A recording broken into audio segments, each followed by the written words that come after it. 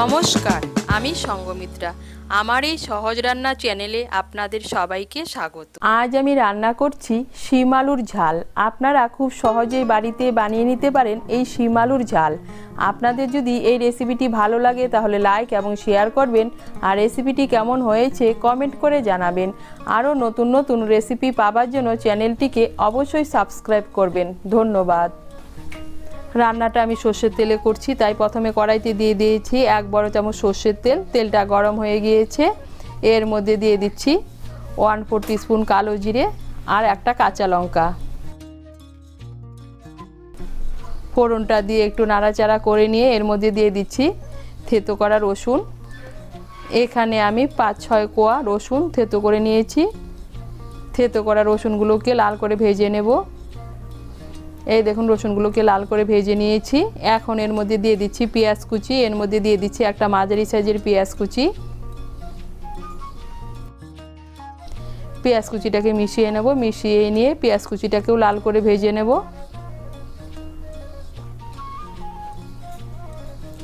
পেঁয়াজ কুচিটাকেও লাল করে ভেজে নিয়েছি।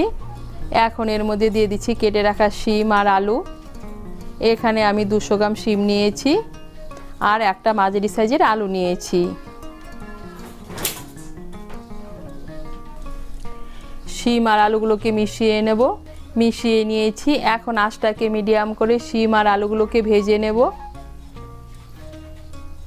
এই দেখুন, আঁচটাকে মিডিয়াম করে শিম আর আলুগুলোকে ভেজে নিয়েছি। এখন এর মধ্যে দিয়ে দিচ্ছি স্বাদ মতো নুন।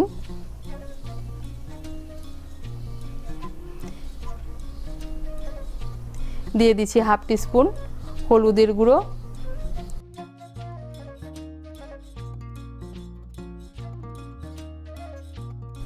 নুন আর হলুদের গুঁড়োটা মিশিয়ে নিচ্ছি।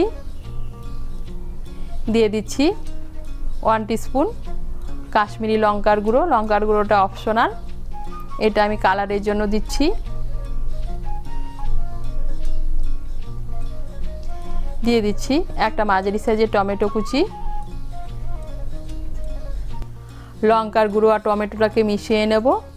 মিশিয়ে নিয়ে শিম আর আলুটাকে আরেকটু ভেজে নেব। এই দেখুন, শিম আর আলুটাকে আরেকটু ভেজে নিয়েছি। এখন এর মধ্যে দিয়ে দিচ্ছি সর্ষে বাটা। এখানে আমি 1 বড় চামচ সর্ষে আর 2টো কাঁচা লঙ্কা একসঙ্গে বেটে নিয়েছি। সর্ষে বাটাটাকে ভালো করে মিশিয়ে নেব শিম আর আলুর সঙ্গে।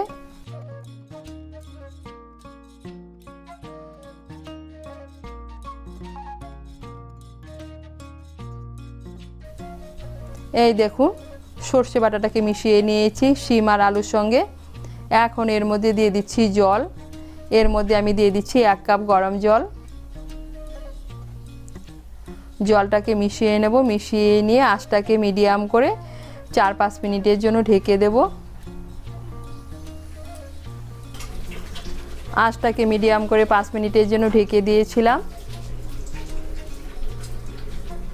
এখন আঁচটাকে বাড়িয়ে দেব। এই দেখুন, আলুগুলো সব সেদ্ধ হয়ে গিয়েছে। এখন এর মধ্যে দিয়ে দিচ্ছি সামান্য একটু চিনি আর দিয়ে দিচ্ছি চিড়ে রাখা 3টে কাঁচা লঙ্কা। চিনি আর কাঁচা লঙ্কাটাকে ভালো করে মিশিয়ে নেব। চিনি আর কাঁচা লঙ্কাটাকে মিশিয়ে নিয়েছি। এখন এর মধ্যে দিয়ে দিচ্ছি 1 চামচ কাঁচা সর্ষের তেল।